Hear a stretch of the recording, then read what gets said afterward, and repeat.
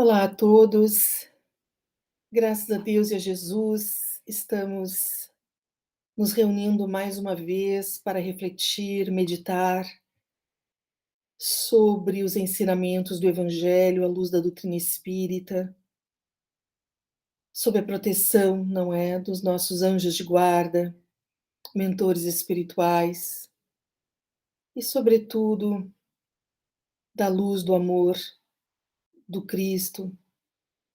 E para hoje, a nossa reflexão é sobre o capítulo 27 do Evangelho segundo o Espiritismo, Pedi e obtereis. Eu estava pensando, este é o último capítulo do Evangelho segundo o Espiritismo antes da coletânea de preces. E quando eu estava preparando, foi que eu me dei conta disso, apesar de já ter lido muitas vezes, a gente às vezes não presta atenção em certos detalhes. Por que será que este é o último capítulo? E como já tínhamos comentado em outros momentos, é muito interessante nós pegarmos o índice do Evangelho, porque nós vamos perceber que existe sim uma coerência, existe uma linearidade, até mesmo na ordem dos capítulos. E o tema de hoje é justamente isso: pedir e obter, mas trazendo uma questão especificamente que, se não todos nós, muitos de nós já vivenciamos, que é o pedir e não obter, ou seja, os limites da prece. Que limites são esses? O que acontece com a minha prece que acaba não se concretizando? Será que eu não entendo direito o que o Cristo nos disse? Será que o que ele diz, porque pedi e obtereis, é uma fala do próprio Cristo? O que acontece aí? Tem algo de inverdade? E neste capítulo, Kardec justamente vai esclarecer o significado da prece. Ele começa nos trazendo uma passagem que está no Evangelho de Mateus, capítulo 6, versículos 5 a 8, onde ele vai falar sobre a qualidade da prece.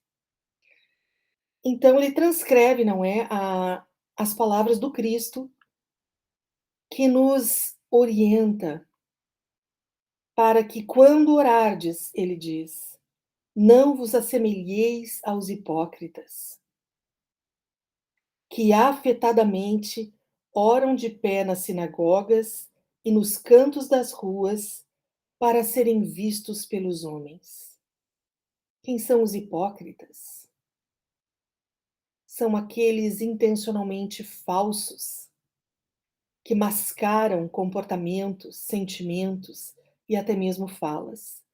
E ele diz, a primeira coisa, quando formos orar, que nós não nos comportemos como os hipócritas, que oram na frente de todos, em voz alta, para que todos vejam e pensem que eles são pessoas convictas na sua fé, fiéis aos ensinamentos e, sobretudo, verdadeiras nos seus apelos. E o Cristo continua: digo-vos em verdade que eles já receberam a sua recompensa. Quando quiserdes orar, entrai para o vosso quarto e, fechada a porta, orai a vosso Pai em secreto. E vosso Pai, que vê o que se passa em secreto, vos dará a recompensa.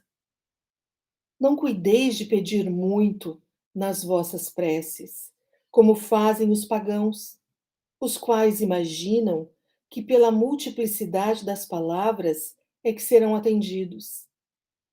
Não vos torneis semelhantes a eles, porque vosso Pai sabe do que é que tendes necessidade antes que lhe o peçais. Então, aqui ele nos diz, já nos traz três princípios fundamentais da prece. Primeiro, que ela precisa ser sincera, para que nós possamos pedir e obter o que pedimos, a prece precisa ser sincera. Ele também nos diz que nós devemos entrar para o nosso quarto e fechar a porta. Nós podemos entender essa fala como um princípio num nível concreto, como, por exemplo, nos isolarmos para termos mais condições de recolhimento, concentração, para que possamos ter mais foco na nossa oração. Isso ajuda muito, mas nós podemos também entender essa orientação do Cristo num sentido simbólico, ou seja, entrar para dentro de nós mesmos, para o nosso quarto espiritual, o quarto da nossa alma, lá onde nós tocamos, acessamos para nós mesmos verdades que muitas vezes ninguém mais conhece, ninguém mais sabe. Ele diz: vão lá para dentro, dentro do próprio coração, o nosso quarto é o nosso coração. E fechada a porta, ou seja, focados em querer entender, sentir, compreender o que verdadeiramente está acontecendo dentro de nós, o que verdadeiramente nós necessitamos, aí sim, ali, nesse estado, nós façamos a nossa prece. E ele também diz que nós devemos ter cuidado para não agir como os pagãos e fazer uma lista imensa de pedidos, porque acham, os pagãos acham, que pela multiplicidade das palavras, quanto mais prolixos, quanto mais longas forem as preces, as orações, mais facilmente eles serão atendidos. O Cristo nos diz: não cuideis de pedir muito, não cuideis de falar muito, não é essa a grande questão. E na outra parte, ele vai nos dizer o quê? Numa outra passagem do Evangelho. Por que isso? Por que nós não temos que nos preocupar com a forma da nossa prece? Quando é sincera, nós podemos às vezes dizer apenas Deus, Jesus, chamando, numa urgência. E se nós formos atentos, nós vamos facilmente perceber que quando nós gritamos, verbal ou apenas mentalmente, Deus, e esse apelo vem lá do quarto da nossa alma, do nosso coração, nós seremos sempre atendidos. E Kardec, então, neste mesmo capítulo, nesta mesma passagem,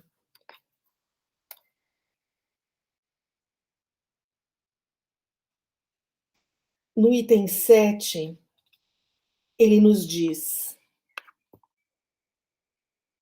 desta máxima, concedido vos será o que quer que pedirdes. Pela prece, fora ilógico deduzir que basta pedir para obter, e fora injusto acusar a providência, se não acede a toda súplica que se lhe faça, uma vez que ela sabe melhor do que nós o que é para nosso bem. É ilógico, não tem sentido nós deduzirmos que basta pedir para obter e que é uma questão de injustiça de Deus não atender os nossos pedidos. Então, aqui Kardec começa a entrar numa dimensão mais profunda do que significa pedir e obter, com base no que já temos no Evangelho de Mateus. Em primeiro lugar, sinceridade.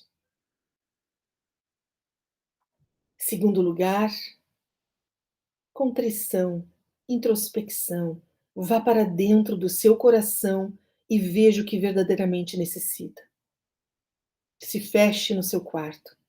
Olhe para a sua verdade.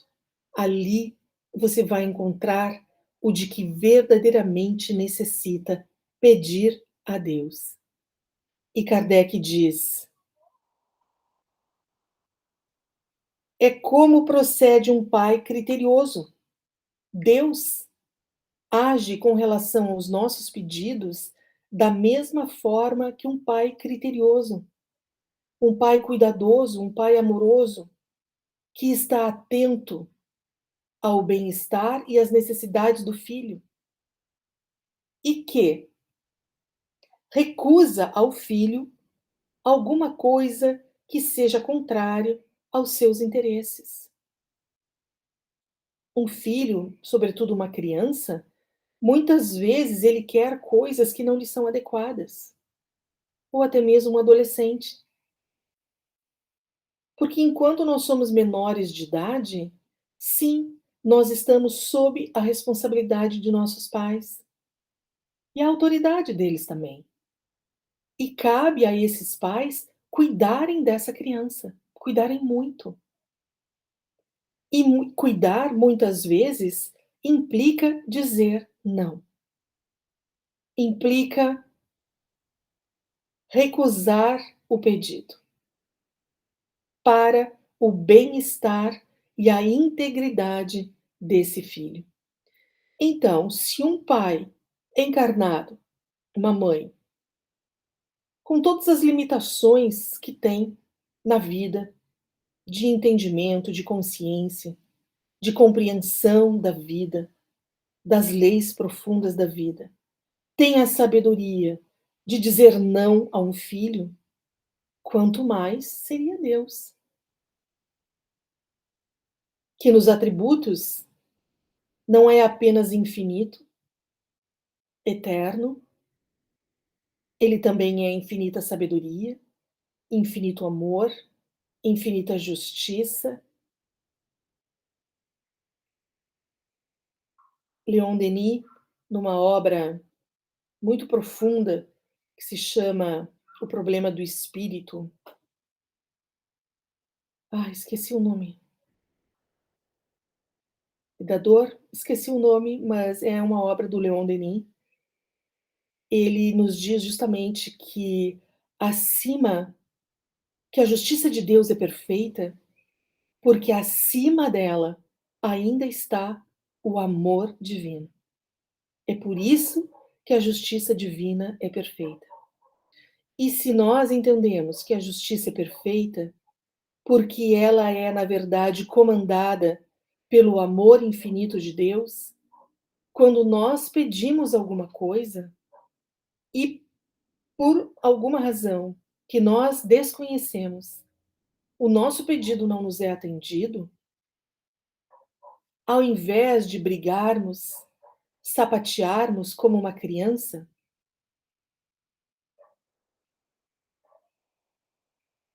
nós podemos fazer silêncio.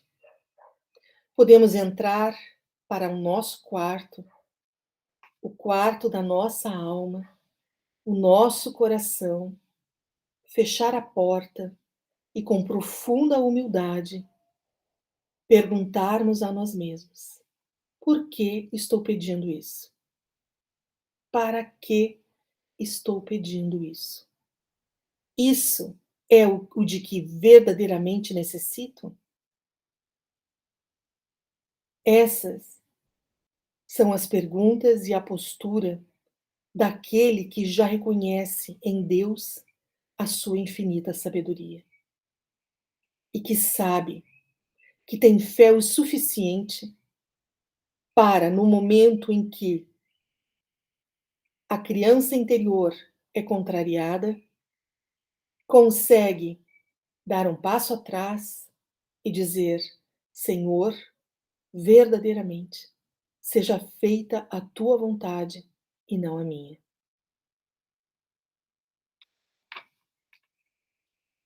E Kardec nos dá aqui um exemplo de como atua a misericórdia divina nessa questão do recebimento das nossas preces, dos nossos pedidos. E ele diz que Deus assiste os que se ajudam a si mesmos, de conformidade com esta máxima: ajuda-te, que o céu te ajudará. Então a primeira questão é: eu estou fazendo tudo que me cabe fazer? Será que a nossa resposta é afirmativa? E Kardec diz: não assiste, porém, os que tudo esperam de um socorro estranho, sem fazer uso das faculdades que possui. Entretanto, as mais das vezes, o que o homem quer é ser socorrido por milagre, sem despender o mínimo de esforço. Então, aqui nós temos um aspecto muito importante do limite da prece. O limite da prece, ele está diretamente relacionado ao nosso grau de maturidade, de consciência. E quando ela não é atendida, eu preciso necessariamente me perguntar: de que lugar dentro da minha alma eu estou fazendo esse pedido? Será que eu fiz tudo o que me cabia fazer? É como um trabalhador, um profissional que tem um emprego, não respeita os horários, não cumpre as funções, está em vias de ser demitido e aí começa a rezar a Deus pedindo que Deus o proteja, o socorra para que ele não seja demitido. Isso é um exemplo muito concreto na nossa vida, a nossa relação com o trabalho. Eu primeiro preciso me questionar: eu estou fazendo tudo o que me cabe fazer? A outra coisa importante é entendermos que nem sempre o socorro divino nos chega desse jeito escandaloso, um grande milagre. Em geral, nos chega de uma forma sutil. E Kardec, aqui nessa passagem, nos dá um exemplo de um homem que se vê perdido no deserto. E ele então está quase à beira da morte, em função da sede e do cansaço, e ele não aguenta e cai por terra. E nesse momento ele pede a Deus que o assista. Ele pede socorro: meu Deus, me ajude. E ele fica esperando deitado. Nenhum anjo apareceu para lhe dar de beber, mas um bom espírito sutilmente lhe sugere a ideia de levantar-se e tomar um dos caminhos que tem diante de si. E movido por aquela intuição, porque ele pediu ajuda, ele consegue reunir as últimas forças que tem, ele se levanta e toma o caminho que a intuição indicou. E logo adiante ele encontra a água. Kardec, então, nos diz que se esse homem tem fé verdadeiramente, ele dirá: obrigado, meu Deus, pela ideia que me inspiraste e pela força que me deste. Se lhe falta a fé, se ele é movido pelo orgulho, pela prepotência, ele dirá: que boa ideia eu tive. Que sorte a minha de tomar o caminho da direita em vez do da esquerda. Ah, o acaso às vezes nos serve admiravelmente. Quanto me felicito pela minha coragem e por não me ter deixado abater. Então, aqui temos mais um aspecto importante com relação à prece que nós precisamos refletir. Porque muitas vezes nós sim nos comportamos como essa criança que quer ter os seus caprichos satisfeitos, que se recusa, que cai e se recusa a levantar e caminhar porque ela sabe levantar e caminhar. E o mais importante é que não é uma coisa ou outra. É isso que o Evangelho, as outras obras todas que nos tratam, não é, nos falam sobre a questão da prece, do poder da prece, é compreender que o pedido, ele, na maioria das vezes, é atendido, mas nos chega de uma forma sutil. E nós ouvimos, mas de uma forma mais inconsciente. Algo que nos chega, uma orientação que nos chega pela intuição. Às vezes estamos num momento de desespero, acontece algo inesperado que nos abala profundamente. Quando nós conseguimos orar, mesmo que seja por um segundo, apenas gritar Deus de dentro do nosso coração, nós vamos perceber até fisicamente que nós somos tomados por uma paz, uma calma momentânea que nos ajuda a encontrar uma solução. Não é mágica, ninguém nos carregará no colo, a tarefa de viver é nossa, porque o privilégio de ter recebido um corpo, uma encarnação, é nosso. A doutrina espírita nos mostra, e não só a doutrina espírita, outras filosofias nos mostram, nos dizem claramente, a doutrina espírita nos mostra que nascer é um problema nosso, não dos nossos pais. Somos nós que queremos nascer, nós que precisamos nascer, nós que imploramos por um corpo. E, consequentemente, ao chegarmos aqui, e por que que nós imploramos? Imploramos porque estamos em processo de crescimento e temos consciência de que a vida na matéria ajuda, favorece e acelera esse processo de crescimento moral, de ampliação da nossa consciência, de evolução. Então, orar sempre, o tempo todo, para as mínimas coisas. Ao acordar de manhã, que Deus nos ajude para que nós possamos chegar ao final deste dia, tendo cumprido as nossas tarefas, honrando a vida no que ela tem de mais precioso. Orar sempre, orar sempre, mas também estarmos atentos. Se estamos muito ressentidos com Deus, às vezes a gente está ressentido com Deus e não se dá conta, achando que as nossas preces não são atendidas. Eu preciso parar e me perguntar. Ir para o meu quarto, fechar a porta e, na intimidade de mim mesma, me perguntar: o que verdadeiramente eu preciso? Por que eu estou pedindo tanto uma determinada coisa?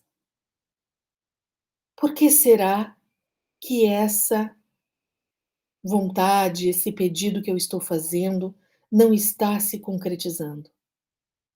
E também eu preciso me perguntar: e a minha parte nesse processo? Eu estou fazendo? Para nos esclarecer mais ainda, nós temos a passagem, o capítulo 59 do livro Pão Nosso, que vai nos falar também sobre o poder da prece e se intitula Sigamos até lá. E ele transcreve, Emmanuel transcreve as palavras do Cristo que estão contidas no Evangelho de João, capítulo 15, versículo 7, quando Jesus dizia: Se vós estiverdes em mim e as minhas palavras estiverem em vós, pedireis tudo o que quiserdes e vos será feito. Nesta passagem, Jesus é muito mais claro, explícito. Se nós estivermos nele e se as palavras dele estiverem em nós, nós podemos pedir qualquer coisa, ou melhor, tudo o que pedirmos nos será atendido. E Emmanuel, então, nos diz que na oração dominical, Jesus ensina aos cooperadores a necessidade de observância plena dos desígnios do Pai. Sabia o Mestre que a vontade humana é ainda muito frágil e que inúmeras lutas rodeiam a criatura até que aprenda a estabelecer a união com o divino. É disso que o Cristo está nos falando. Que se nós estivermos nele e que se as palavras dele estiverem em nós, isso significa união com o divino. Se nós estivermos em estado de união com o divino, tudo que pedirmos nos será atendido. Por quê? Porque somos privilegiados? Não. Porque estamos conectados com a verdade. O nosso coração está no coração do Cristo. E essa é a condição fundamental. Por quê? Porque se o nosso coração, se nós estivermos nele, se as palavras dele estiverem em nós, tudo o que pedirmos estará determinado por um grau de consciência que deseja, mais do que tudo, confiar na sabedoria divina. E ele diz então: apesar disso, a lição da prece foi sempre interpretada pela maioria dos crentes como um recurso de fácil obtenção do amparo celestial. Muitos pedem determinados favores e recitam maquinalmente as fórmulas verbais. Certamente, não podem receber imediata satisfação aos caprichos próprios. Essa atitude infantil, essa vontade frágil, que caracteriza a grande maioria de nós, pensa que a prece é um recurso de fácil obtenção de favores para satisfazer o nosso ego infantil. E ele nos diz: a maioria de nós continua interpretando muito erradamente o valor e a função da prece. E aí entramos nessa sequência de pedidos de favores, recitando maquinalmente fórmulas verbais. Isso é se comportar como os hipócritas nas sinagogas, que recitam suas preces em voz alta para que os outros ouçam e reconheçam que são homens de fé e de valor. E ele diz: certamente não podem receber imediata satisfação aos caprichos próprios, porque no estado de queda ou de ignorância no qual quase todos nós vivemos, O espírito necessita, antes de tudo, aprender a submeter-se aos desígnios divinos a seu respeito. Antes de pedir uma lista de desejos infantis, como ele nos diz, temos que compreender que no nosso grau de ignorância, o que nós verdadeiramente precisamos, antes de tudo, é aprender a nos submetermos aos desígnios divinos para conosco. O que não significa que não possamos pedir. Podemos e devemos pedir sempre, mas sabendo que se o nosso pedido não nos for atendido, não é porque não havia escuta divina para nós, mas porque a nossa necessidade real, como espíritos ainda infantis, frágeis, ignorantes, nós temos necessidade de outras lições, outras experiências.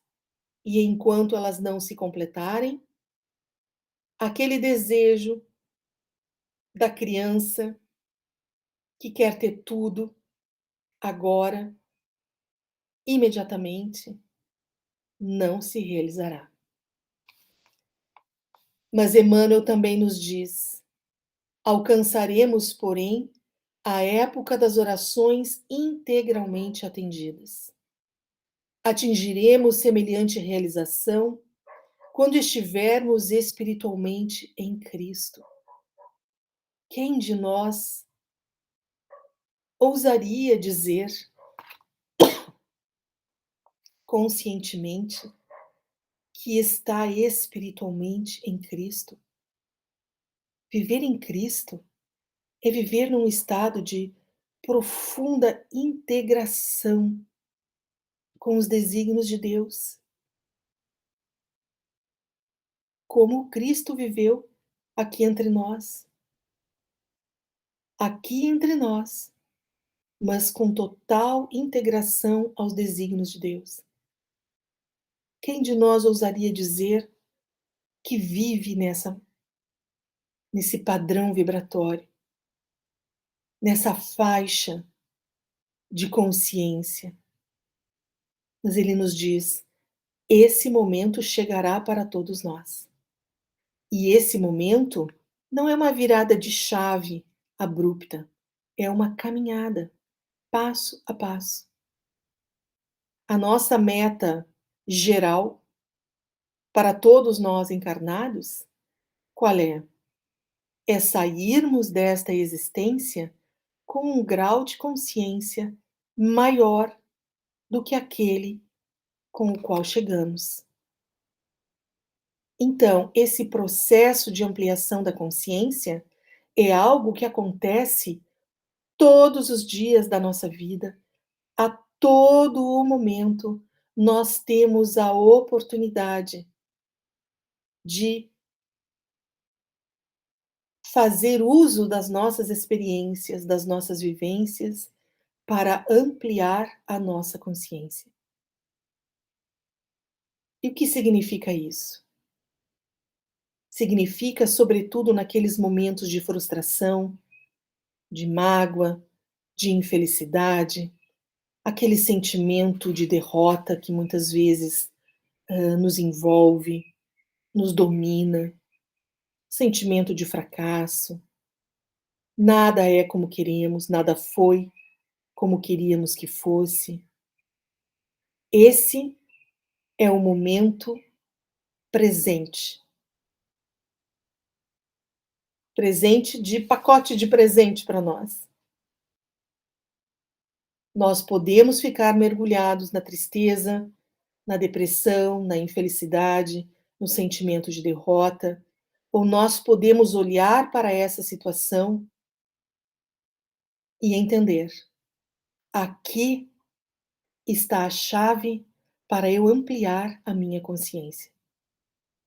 E eu faço isso, como dizíamos antes, me colocando um pouco atrás, dando um passo para trás e olhando um pouquinho mais distanciada para o que está acontecendo, dando a mão para o nosso ego infantil, essa vontade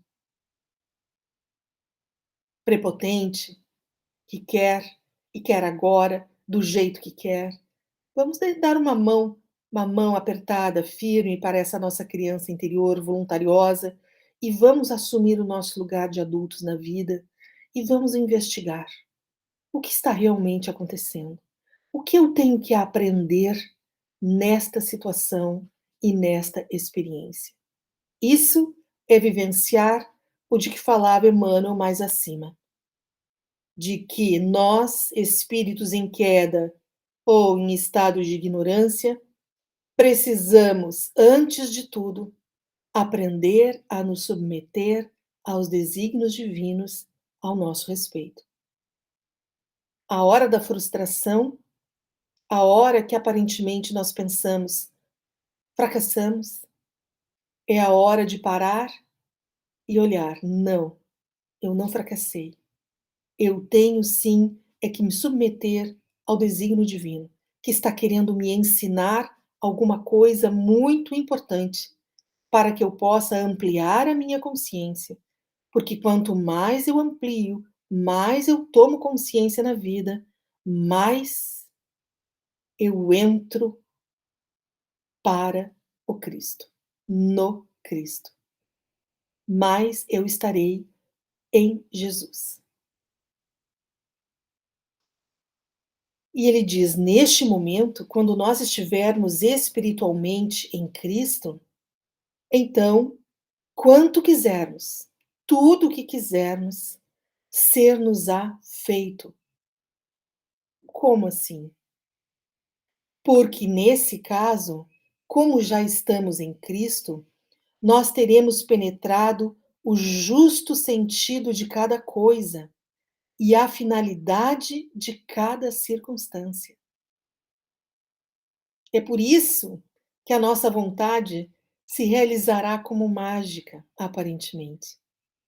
Porque essa vontade nasce da consciência profunda,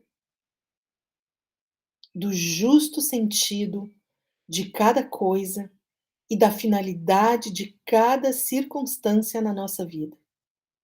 E o que irá acontecer, pelo que a gente entende do que os espíritos nos comentam nos livros, é que, na verdade, quanto mais nós vamos nos integrando ao Cristo, menor fica a nossa lista. Se resume basicamente a: Senhor, seja feita a tua vontade e não a minha, porque eu sei, na minha consciência, que tu sabes o que melhor me convém. E porque eu sei que todas as circunstâncias da minha vida, elas estão submetidas à sabedoria de Deus. Ele diz: estaremos habilitados a querer e a pedir em Jesus. E a vida se nos apresentará em suas verdadeiras características de infinito, eternidade, renovação e beleza. Na condição de encarnados ou desencarnados, ainda estamos caminhando para o Mestre, a fim de que possamos experimentar a união gloriosa com o seu amor. Até lá, trabalhemos e vigiemos para compreender a vontade divina. Então, o convite é para que nós compreendamos, em primeiro lugar, que para pedirmos e obtermos tudo o que pedirmos, a condição sine qua non, indispensável, é estarmos integrados em Cristo. Isso é consciência. Isso é pulsar no amor divino. E ele nos diz: o caminho é longo, e enquanto isso, que nós possamos estar atentos, não é? Trabalhando e vigiando mais do que tudo, para compreendermos a vontade de Deus. O momento é desafiador. Muitas coisas para muitos de nós não estão do jeito que nós gostaríamos que estivessem. Materialmente, moralmente, espiritualmente. E alguns de nós somos tomados por uma certa desilusão, um certo desânimo, porque nos apercebemos da nossa impotência diante das circunstâncias todas que nos envolvem. Que nós nos lembremos que, acima de tudo, o que nós precisamos pedir é para que nós compreendamos verdadeiramente a finalidade de cada experiência, de cada circunstância às quais nós somos enviados. Que Deus nos ajude, que Deus nos proteja na nossa fragilidade, na nossa prepotência, que Deus nos envolva na sua sabedoria, que nós sejamos sensíveis a essa sabedoria divina que sim nos envolve todos os minutos da nossa existência. O sentimento de isolamento, de exclusão, é uma ilusão. Estamos todos mergulhados no fluido cósmico universal. E a matéria desse fluido cósmico é o amor. Portanto, quando as coisas não estão da forma que queremos, mesmo que nós, sim, reconheçamos, os desafios são reais, mesmo que os desafios sejam reais, eles estão nos convidando a dar um salto, um passo a mais, subir um degrau a mais nessa longa escada da evolução espiritual pela ampliação da consciência.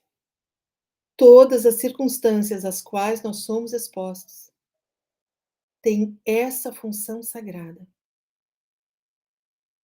nos desenvolver em amor, em sabedoria, em generosidade, piedade, mas, em primeiro lugar, humildade. Ainda não sabemos tudo e é por isso que ainda não podemos tudo. Só na outra encarnação? Não sei.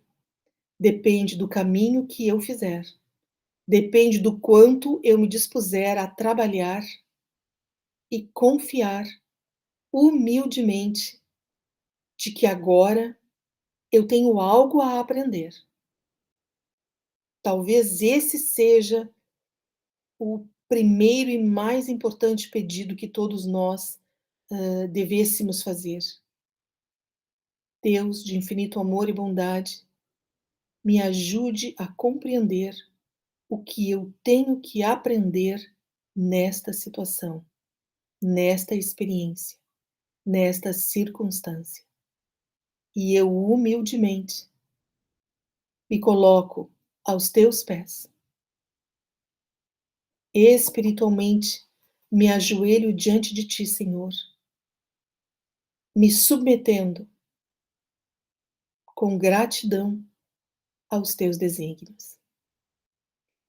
Fica então para a nossa meditação de hoje o capítulo 27 do Evangelho segundo o Espiritismo, Pedi e obtereis. O último capítulo do Evangelho, antes da coletânea de preces, e a gente talvez possa arriscar dizer que provavelmente ele é o último capítulo, porque é aquela lição que requer, sim, muita humildade, porque para pedirmos e obtermos, precisamos estar totalmente integrados em Deus, em Jesus, em amor. Que a paz de Deus e de Jesus envolva a todos nós aqui presentes, encarnados, desencarnados, cada um nas suas casas, para que esse amor e essa luz nos fortaleçam, nos deem a tranquilidade e a paz que o nosso coração precisa, para que nos momentos de desafio consigamos fazer silêncio, nos ajoelharmos espiritualmente diante de Deus e dizer: obrigada, meu Deus, pelo aprendizado, me ajuda para que eu tenha humildade para entender, aprender aquilo que preciso compreender neste momento, através desta circunstância. Muita paz, muito amor e, acima de tudo, que tenhamos a humildade da fé para buscarmos, em primeiro lugar, os desígnios de Deus para com nós mesmos. Muita paz.